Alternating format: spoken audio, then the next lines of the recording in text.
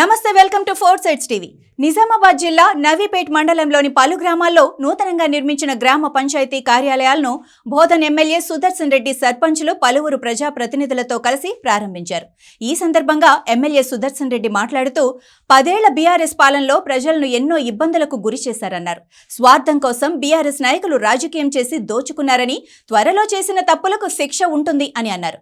Congress party Rajasekhar Reddy ముఖ్యమంత్రిగా ఉన్నప్పుడు ప్రాజెక్టులను, స్కూళ్లను, గ్రామాల్లో మౌలిక సదుపాయాలు కల్పించారని, బీఆర్ఎస్ 10 ఏళ్ల పాలనలో ఏం చేసిందో చెప్పాలని అన్నారు. డబుల్ బెడ్రూమ్ ఇళ్లు కట్టకపోవడం వల్ల పేద ప్రజలు తీవ్ర ఇబ్బందులు పడ్డారని అన్నారు. ముఖ్యమంత్రి రేవంత్ రెడ్డి నేతృత్వంలో ఫిబ్రవరి నెలలో మరో 2 గ్యారెంటీలు అమలు చేయడంతో పాటు త్వరలో అర్హులందరికీ డబుల్ బెడ్రూమ్ ఇళ్లు నిర్మిస్తామని హామీ ఇచ్చారు. బీఆర్ఎస్ ప్రభుత్వం రాష్ట్రాన్ని అప్పుల కుప్పగా చేసిందని సుదర్శన్ రెడ్డి అన్నారు.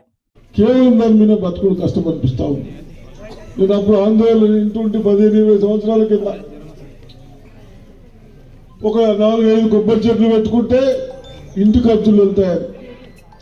ఇక్కడ కూడా గేదెలు ఉన్న వాళ్ళకు కూడా కొంత పాల రేట్లు పెంచిపించి మన గవర్నమెంట్ ఏదైతే విజయ డైరీ ఉందో దాని ద్వారా ఈ దరిద్రులు కొందరు మనం తాగే పాలు కూడా మిక్సింగ్ చేస్తూ ఉన్నారు.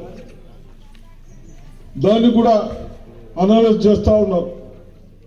అటువంటి వాళ్ళ మీద కేసులు చేసి మనం మీ పాలు సేకరించి మన ప్రభుత్వం చాలా రోజుల నుంచి ఉన్నది విజయ డైరీ, దాని ద్వారానే బాకీలు పంపాలని ప్రయత్నం చేస్తా ఉన్నాం.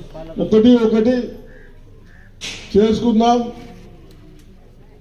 కానీ మీరు బాధలు ఉన్నారు, ఆశలు ఉన్నారు, తప్పేం లేదు.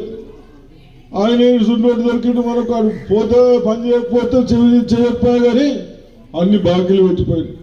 బాకీలు పెట్టిండా ఆడు వేస్తోడు పెడతాడు చూడు, అట్ట పెట్టిపోయింది. వీడు కేటీఆర్ మీరు చేసిన పనులకు ఎందులో ప్రజలు ఇబ్బంది పడతా ఉన్నారు. ఇంకా మీరు ఓపిక లేక పెద్ద మాట్లాడుతున్నారు. హరీష్ రావు, కేటీఆర్ గారు ఒళ్ళు టంగు దగ్గర పెట్టుకొని అదుపులో పెట్టుకొని మాట్లాడాలని హెచ్చరిస్తా ఉన్నాం. ఏదన్నా మాట్లాడితే మీరేం సాధించారు మేము చెప్తున్నాం.